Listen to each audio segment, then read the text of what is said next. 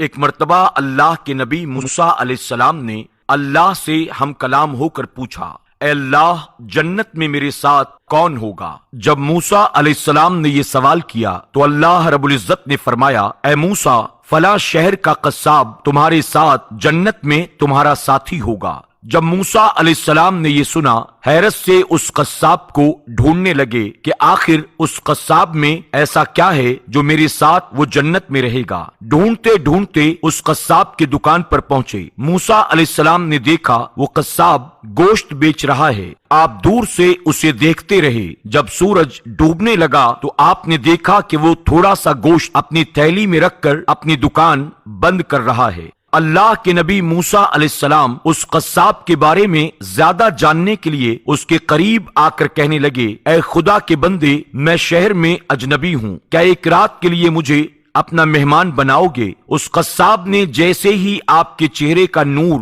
اور آپ کی شرافت دیکھی تو کہنے لگا، آج رات آپ میرے مہمان ہیں۔ موسیٰ علیہ السلام جب اس کے ساتھ اس کے گھر پہنچے، آپ نے دیکھا کہ قصاب نے اس گوشت کا سالن بنایا اور اپنے ہاتھوں سے روٹی بنانے لگا اور پھر روٹی کو شوربے میں نرم کرنے لگا۔ پھر وہ قصاب دوسرے کمرے میں گیا جہاں ایک بوڑھی عورت چارپائی پر لیٹی ہوئی تھی۔ اس قصاب نے اس بوڑھی عورت کو اپنی گود میں اٹھایا اور باہر لا کر اپنے ہاتھوں سے وہ شوربہ اور روٹی نرم کر کے اسے کھلانے لگا۔ جب بوڑھی عورت کا پیٹ بھر گیا، حضرت موسیٰ علیہ السلام نے دور سے دیکھا وہ قصاب اس کا منہ صاف کرنے لگا۔ اتنے میں بوڑھی عورت قصاب سے کہنے لگی، میرے قریب آؤ، اور کان میں کچھ کہا۔ قصاب مسکرایا اور پھر اس بوڑھی کو واپس اس کمرے میں لے جا کر لٹا دیا۔ حضرت موسیٰ علیہ السلام کے پاس آ کر وہ بیٹھ گیا۔ حضرت موسیٰ علیہ السلام نے فرمایا، اے خدا کے بندے، وہ عورت کون ہے؟ قصاب کہنے لگا، وہ میری بوڑھی ماں ہے جس کو میں روزانہ اسی طرح سے کھانا کھلاتا ہوں۔ حضرت موسیٰ علیہ السلام نے فرمایا،